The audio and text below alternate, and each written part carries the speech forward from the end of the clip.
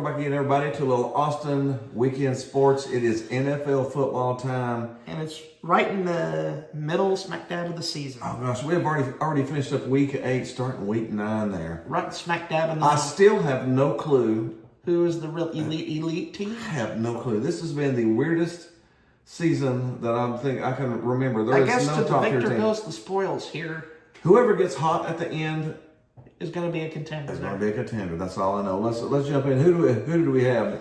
The Chargers getting back on track against the Vikings. They needed that. And hey, who's two of the biggest surprise quarterback this year? Sam Darnold And Daniel Jones. And the Vikings had both of those quarterbacks last year. And they both are gone. They're both gone, leading teams into the playoffs. They picked Carson Wentz, and he used to be good back, 40 years ago. 40. He's struggling now, but the Chargers did get that big win that they needed. So And Carson congrats to the Chargers. Wentz is out for the year with an injury, so they might have to turn to J.J. McCarthy. J.J. McCarthy, the rookie. They should have had him in there to begin with. Just go ahead and let him get beat up, and let's get it on with. Speaking of beat up, give me the shovel. It's just one game. All right, time to build up. Man, there's been a lot of cobwebs in there lately. Yeah. But we got smacked around by the Bills, 40-9. Andy Dalton. You had a should not be- backup quarterback. Andy Dalton played terrible. He has Yes. no ammunition left in that red rifle. That thing's rusty. He has a rusty gun that can't shoot bullets anymore. I'd ask Andy Dalton to dig my wormhole this week. He needs to. He needs some extra work. Hey, Andy. Listen up that throwing arm. Hey, Andy, get the shovel for me. I want you to dig extra tonight. Yeah, he needs to loosen up that arm. But the Bills definitely played well. Oh, they They allowed. played good. They ran the ball James Cook ran for over 200 yards. We had some big rushes this week between him and James Taylor and Saquon Barkley, didn't we? Well, let's talk about how bad my Cowboys did, though. Here's the shovel. I've already moved in, baby. I've got cable installed right now. Do you want to ask Dak Prescott to dig you another hole? Do you want to yell over at him? Yeah, I want Jerry Jones to dig me a hole.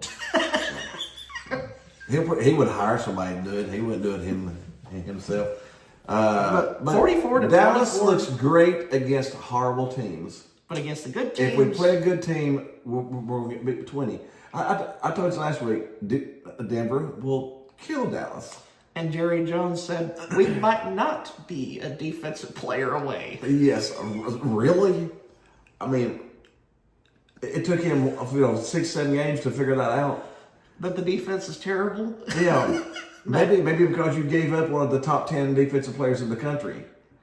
And then you hired Matt Eberflus. Eber who?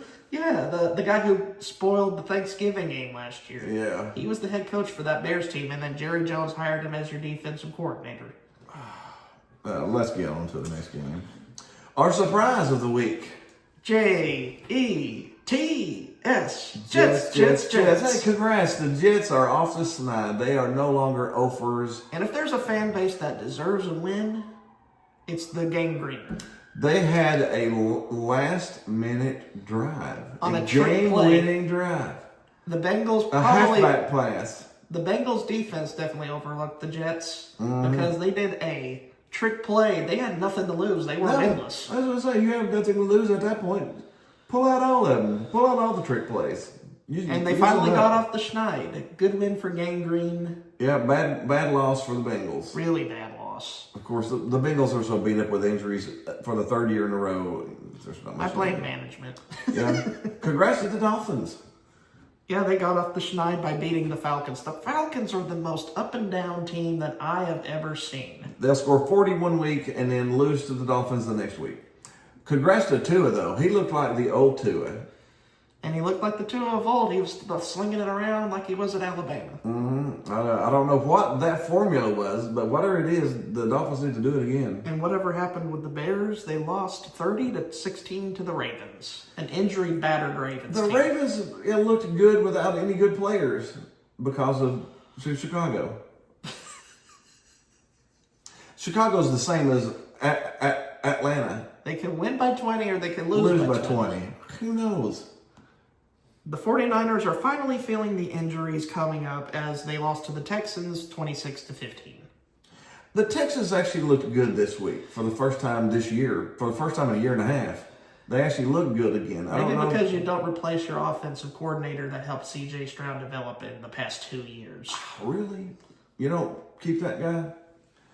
I don't know.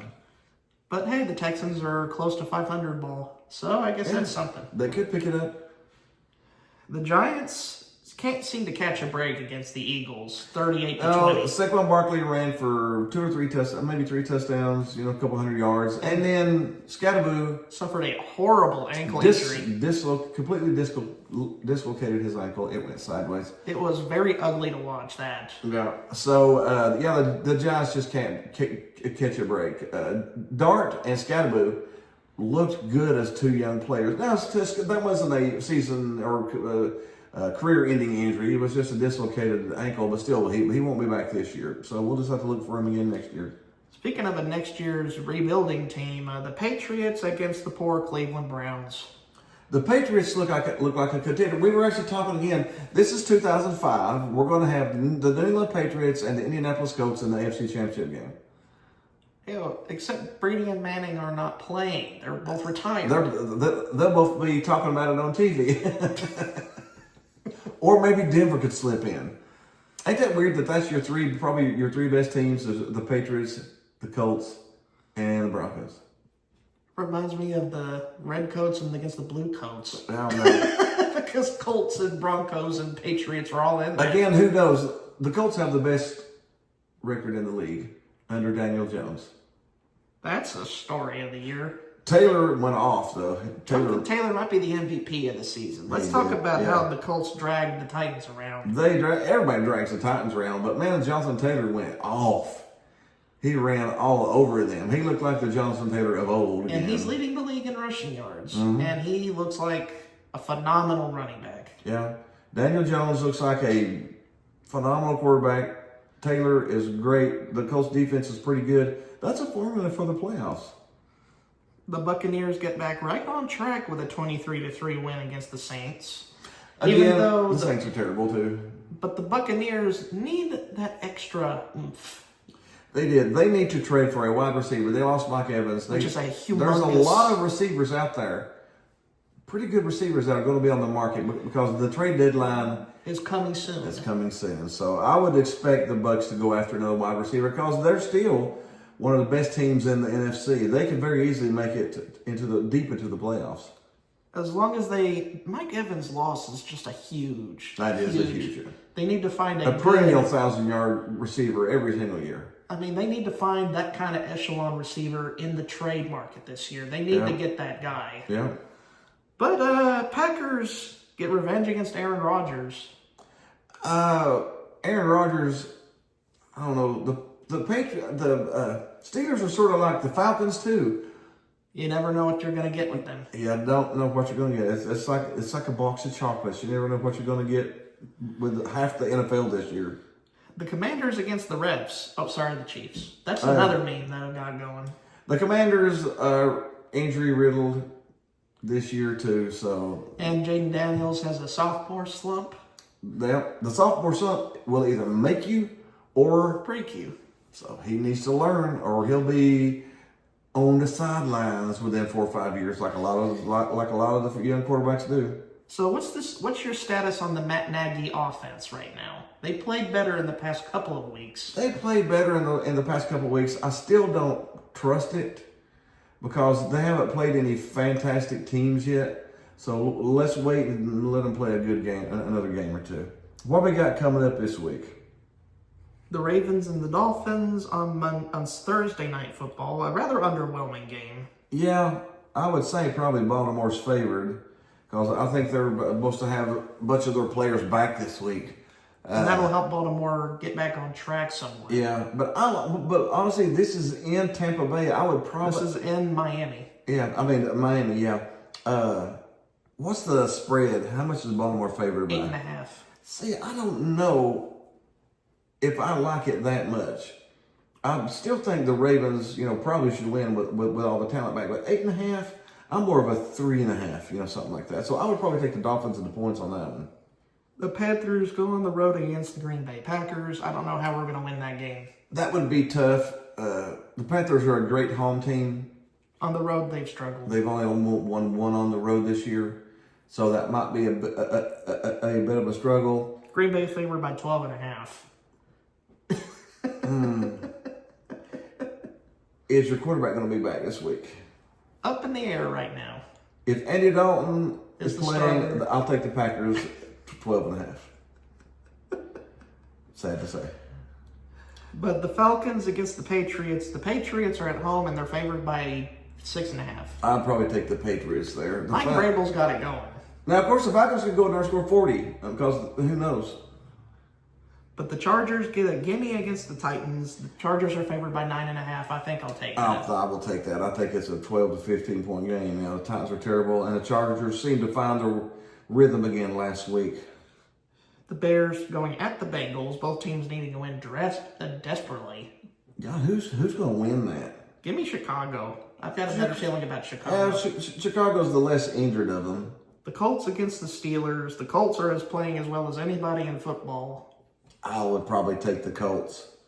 Yeah. The Steelers are losing 2 in a row at home is tough, but the Colts team's playing so good, I would probably still go with the Colts. The 49ers at the Giants. I'll pick San Francisco. I'll pick San Francisco too. Even with all their injuries, they got one of the best coaches in the country. The Broncos at the Texans. That's going to be a toss-up. That will be a good one. I would probably still take the Broncos just because of the Broncos defense. Their defense is still top 5. And the Texans have looked a little bit better on offense lately, but still, you have to go with those Broncos. The Vikings at the Lions. What do you feel about that? I'll probably still do the Lions just because the Vikings are sort of struggling to find their way right now. And the Jaguars at the Raiders. Jacksonville is favored by 3.5, and the Raiders have been playing terrible lately. I'd probably go with Jacksonville on that too. The Saints at the Rams. The Rams are favored by almost 14. That's a big spread. But the Saints are awful. Are terrible. And going to the Rams, that's a recipe for a loss. Give me the Rams on those points, I guess. The Chiefs and the refs and the Bills. The Chiefs and the Bills. Normally, who wins this has home field advantage in the playoffs. But this is a desperate game for both teams. But both of these teams need a win right now because it's the Colts who have the lead in the playoffs. Play against the Indianapolis Colts throughout the playoffs. Who had that? I didn't have that on my bingo board. No, I'm going to pull out the Bills just because I still don't trust Matt Nagy. I don't care how good you looked against the Saints or whoever they played last week. I want to see you play a good team, and I'm gonna pick the Bills. They just put up 40, so give me the Bills. The Seahawks at the Commanders. The Seattle is favored. I would probably take Seattle there too. The Commanders will beat all the pieces. And the Seattle Seahawks are an underrated organization. Sam Darnold's looking pretty good this year. And you can't deny the 12th man effect. No. Even if they're on the road. They're on the road with the Commanders. May not be as bad, but I still think that Seattle's got it going there. The Cardinals at the Cowboys on Monday Night Football with Peyton and Eli hosting on ESPN2, which you should watch. I would probably say the Cardinals, but both Dallas plays good against mediocre teams, and the Cardinals are a mediocre team. Dallas should be favored, right? 2.5. I would probably take Dallas minus 2.5, just because it's a mediocre team. They'll win 37-20, and people will say, "There's Dallas." No, they're just playing a terrible team. What's the Cardinals' record? 2-5. Dallas will win by 13, and the people will say Cowboys are going to the playoffs. It's fool's gold. Every year. The Cowboys are 9-7-1 or 8-8-1. That's perfectly split down the middle now. Just like they always are. And that's just the way it is. All right, that should be it for this week. Hey, we hope you had a little fun with us. Leave us some comments on what do you think about the games going on. Who do you think is going to make the playoffs? This is one of the most confusing years. At least it'll make it fun. It'll make it fun, yeah. Hit the like button, hit the subscribe button, hit the groovy baby button over somewhere. We will see you next week.